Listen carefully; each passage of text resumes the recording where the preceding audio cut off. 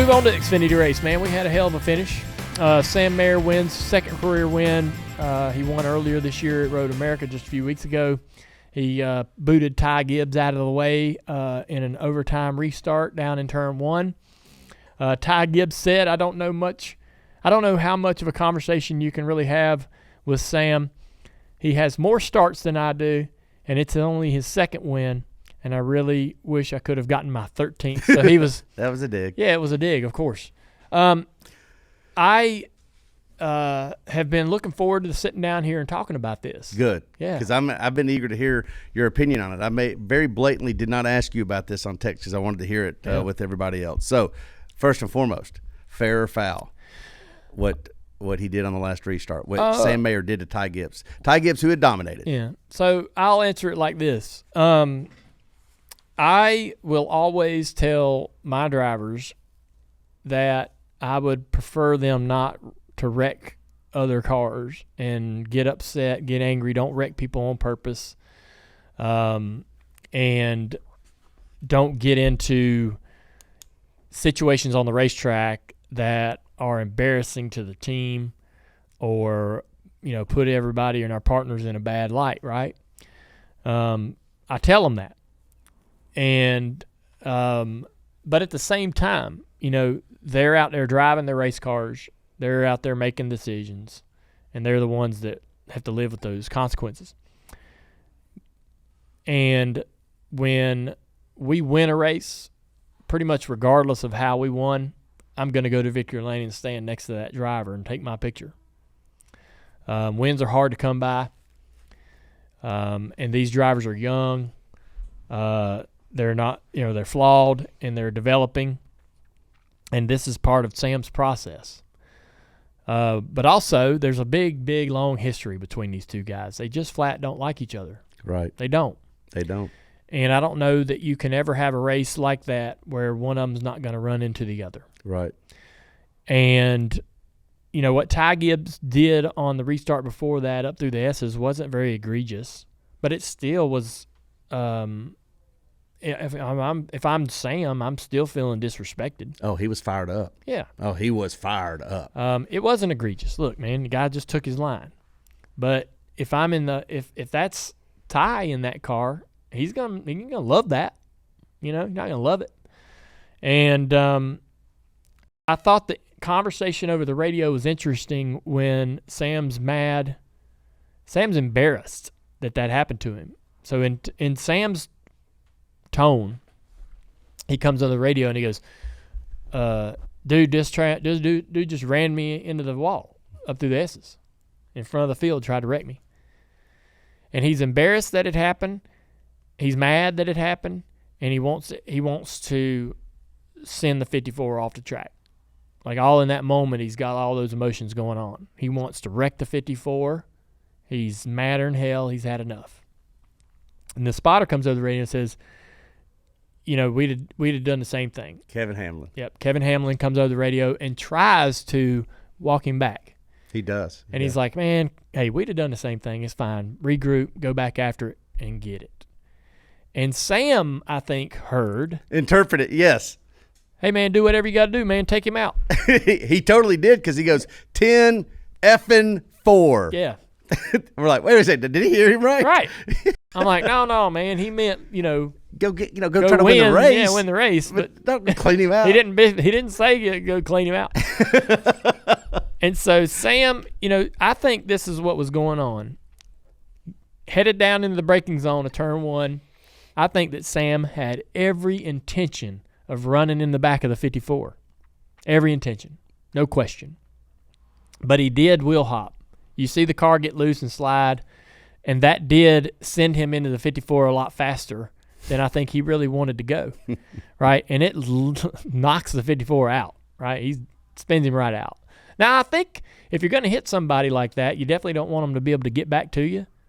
So there's a small window of I don't know if I really want to spin the guy out, but I definitely don't want him to be able to get back to me. I got to knock him out there pretty good. But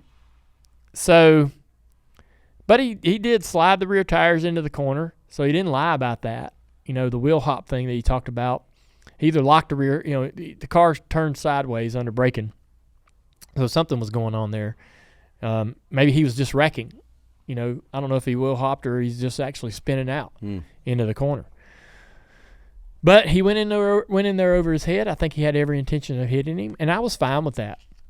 I really was. And I know that it's hypocritical because I don't know how to articulate this any better than, man, there are some days when moving somebody out of the way is good, and some days when it's bad, and it might be dependent on what side you're on. Obviously, our car won the race, so hey, I'm on the good side of this one. But probably depends on the track as well. Like Watkins Glen on a final restart like that, people are gonna make contact. There's been times when I've been pretty embarrassed by some things we've done on the racetrack.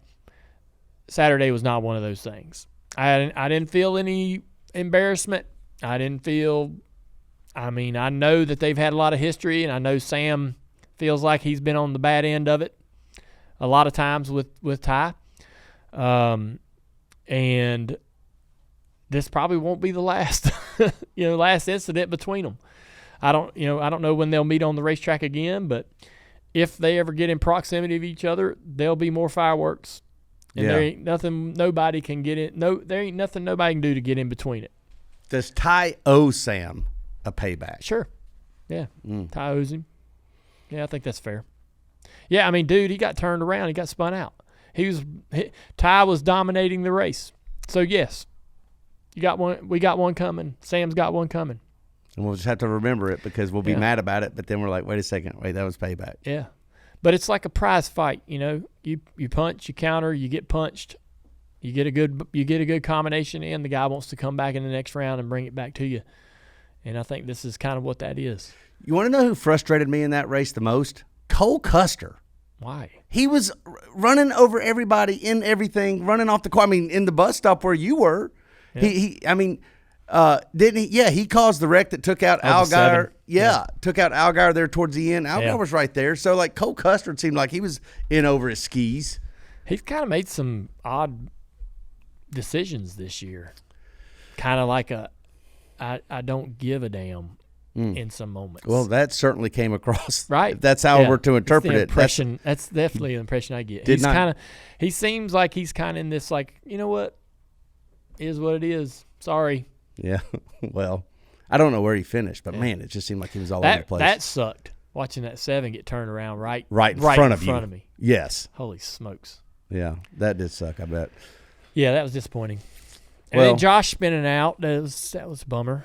Thought he was going to have a good finish. Sitting there in third, he kind of spun out coming around the carousel on the final lap, I think. Right. That cost a lot of spots. Here's the thing about Sam. It feels like he has turned this immaculate corner where he was this immature kid and all the stuff. You're just hoping for top 10s. And now he just goes and clicks off 2 wins where he at least say what you will about how he won this race. He's there at the end. That right there was a big accomplishment. He was always taking himself out of situations, and that seems to have changed. Now, the question is, man, do you start having to really kind of figure out what he can do in this playoff? Obviously, I know you. I'm not asking you to go make predictions on your own team. I'm not going to, but right. I think, look, Sam ain't changed. Sam is not miles different. Really? No, it's just been a couple weeks since he went from the guy that hadn't won a race till the guy that's won 2 races.